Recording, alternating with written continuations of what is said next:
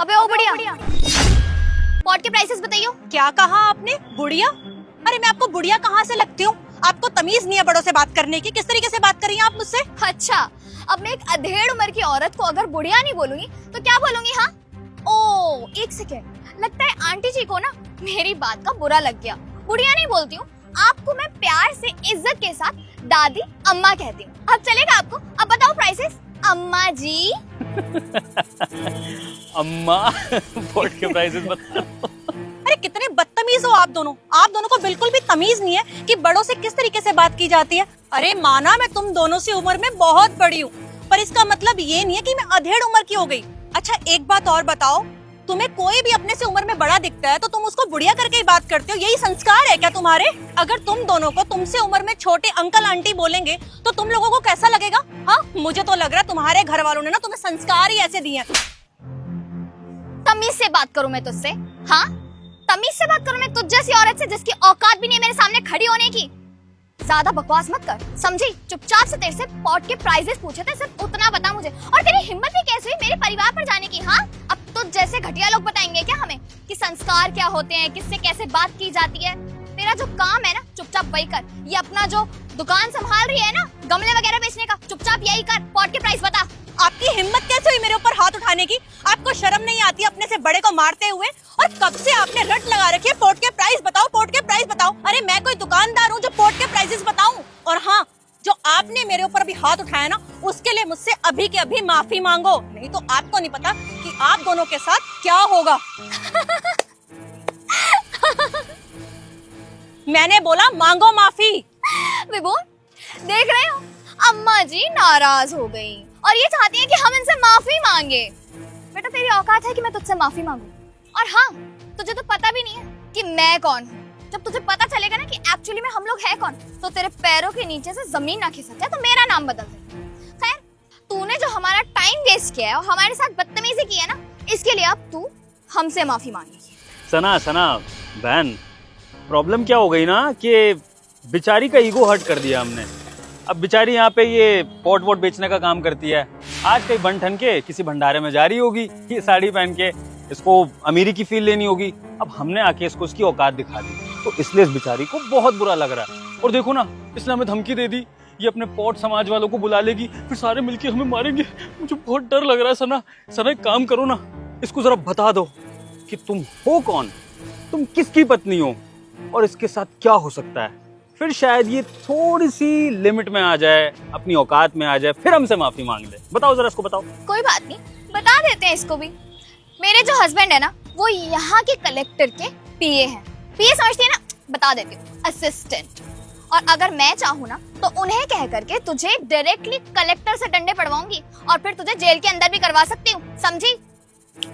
तो चुपचाप ना हमसे माफी मांग, और अगर तूने माफी नहीं मांगी तो बेटे तुझे तो यहाँ से फेंकवाऊंगी, और जो ये तेरी दुकान है ना 2 कौड़ी की, इसको भी हटवा दूंगी मैं। सना सना इस बेचारी की पता है प्रॉब्लम क्या है? ये गरीब है, इसको पैसे भी तो चाहिए होंगे ना, और हमने इसको पैसे दिए नहीं है। तो एक काम कर बुढ़िया, ये पैसे पकड़, ये पैसे ले और पैसे दे दूंगा तेरे को, लेकिन अब चुपचाप से हमसे माफी मांग, पॉट के प्राइसेस बता। तेरी भलाई इसी में है, 4 पैसे कमा लेगी माफी मांग के, क्या जा रहा है? हमसे पंगा लेगी तो मिट्टी में मिल जाएगी, समझी? चल मांग माफी। लगता है तुम दोनों को ना पैसों का कुछ ज्यादा ही घमंड है। और तुम क्या कह रही थी? तुम्हारा पति कलेक्टर का पीए, तो एक काम करो ना, बुलाओ अपने पति को। अरे मैं भी तो देखूं कौन सा कलेक्टर आके मुझे यहाँ से हिलाता है और यहाँ से धक्के मार के निकालता है। तुम्हारी पावर देखूं, बुलाओ अपने पति को। मैं भी देखती हूँ मुझसे कौन माफी मंगवाता है। मैं किसी से माफी नहीं मांगूंगी। और हाँ, तुम मुझे बोल रही थी ना कि तुम ये दुकान उठा के फेंकवा दोगी, तो एक काम करो, बुलाओ अपने पति को। मैं भी देखूं किसके अंदर इतना दम है जो मुझे यहाँ से उठा के कहीं फेंक सके। बुलाओ। अच्छा बेटा, मुझे लगता है ना ये चाहती ही है कि इसको ना जेल के अंदर करवाया जाए। देख बेटा तू, अब मैं अपने पति को बुलाऊंगी और उसके बाद जो तेरे साथ हशर होगा ना, उसकी जिम्मेदार तू खुद होगी। जय हिंद मैम।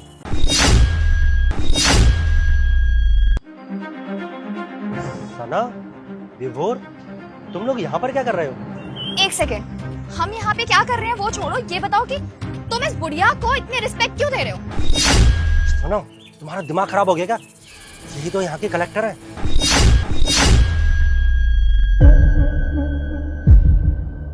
इन्हीं के पास तो मैं नौकरी करता हूँ। और तुम इन्हें बुढ़िया ये बदतमीजी क्यों कर रही हो उनके साथ में? अभी कभी माफी मांगो इनसे, वरना मेरी नौकरी जा सकती है। कोई जरूरत नहीं है ऋषि माफी मांगने की।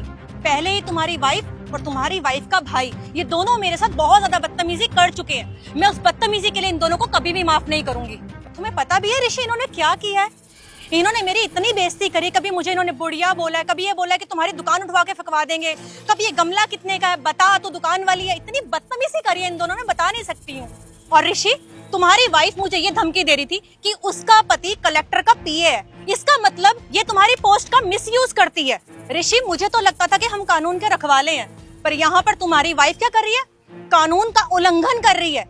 ये बिल्कुल भी ठीक नहीं कर रही है। आज ये मेरे साथ बदतमीजी कर रही है, कल को ये किसी और के साथ भी ऐसी ही बदतमीजी करती होगी। यानी कि तुम्हारी वाइफ जनता को कानून का घमंड दिखाती है, हाँ, उन्हें लूटती है, उनके साथ बदतमीजियां करती है। यही समझू ना मैं, यही तुम्हारी वाइफ तुम्हारी पोस्ट का मिसयूज कर रही है, हाँ, इसीलिए मैंने तुम्हें अपना असिस्टेंट बनाया है। Ma'am I am really sorry. इन दोनों की तरफ से मैं माफी मांगता हूँ आपसे, प्लीज इन्हें माफ कर दीजिए। एक्चुअली मैम मुझे बिल्कुल भी अंदाजा नहीं था मेरी बीवी और मेरा साला मेरी पोस्ट का इस तरीके से गलत फायदा उठा रहे हैं कि लोगों के साथ इतनी बदतमीजी करते हैं। मुझे तो पता ही नहीं था। मैम प्लीज माफ कर दीजिए। इन लोगों से तो मैं घर चल के बात करूंगा। और सना तुम खड़े खड़े शक्ल क्या देख रही हो? माफी मांगू मैम से। सॉरी, सच में ऋषि मुझे नहीं पता था कि यही कलेक्टर साहिबा हैं। अगर मुझे पता होता तो मैं इनके साथ ऐसे तो बिहेव करती ही नहीं ना। And ma'am I am really sorry, please मुझे माफ कर दीजिए। I really had no idea कि आप ही कलेक्टर साहिबा हैं। सच में मुझसे बहुत बड़ी गलती हो गई। हाँ, जी मैम, वो गलती हो गई हमसे।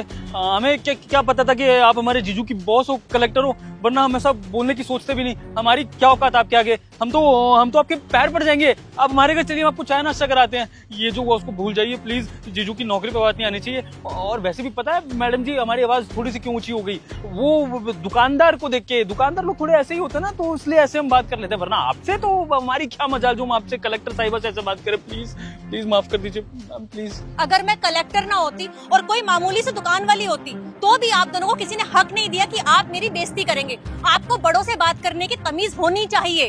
अरे किस बात का घमंड है आप दोनों के अंदर, मुझे ये नहीं समझ में आ रहा। आपका पति मेरा पीए है और फिर भी आप दोनों के अंदर इतना घमंड है।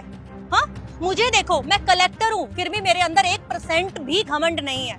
अरे मैं मामूली ये प्लांट्स लेने आ गई थी। मुझे सादा जीवन पसंद है, इसीलिए मैं नॉर्मल खुद ही जाती हूँ और ये प्लांट्स बाय करती हूँ अपने घर के लिए और सिंपल सी साड़ी पहन के जाती हूँ। अरे जरूरी नहीं है कि मैं कलेक्टर हूँ तो मैं बहुत मेकअप करके निकलूं, घमंड लेके निकलूं। कहाँ कौन सी किताब में लिखा है कि कलेक्टर बनने के बाद या अमीर होने के बाद इंसान में घमंड आ जाता है? बताइए मुझे आप दोनों, मुझ में तो नहीं आया। पता है आप दोनों के अंदर इतना घमंड क्यों है? क्योंकि आप दोनों किसी और की सक्सेस पर उछल रहे हो। अगर इतना ही घमंड करना था तो कोई एग्जाम क्रैक करते, उसके बाद कोई अच्छी सी पोस्ट लेते और फिर करते अपने ऊपर घमंड।